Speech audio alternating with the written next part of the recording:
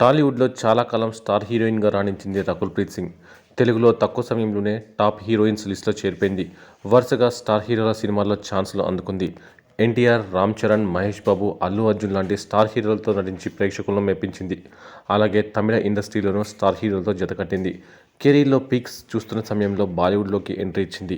అక్కడ ఆశించిన స్థాయిలో సక్సెస్ రాలేదు. ఇక ఇప్పుడు ఈ అమ్మడు పెళ్లికి రెడీ అయింది. నటుడు, నిర్మాత జాకీ బగ్నానీతో ఈ అమ్మడు ప్రేమలో ఉంది. వీళ్ళ ప్రేమ వ్యవహారం చాలా కాలం సీక్రెట్గా ఉన్నప్పటికీ మీడియా కంట చాలాసార్లు కలిసి కనిపించారు. ఇక ఇప్పుడు ఈ జంట పెళ్లికి రెడీ అయింది.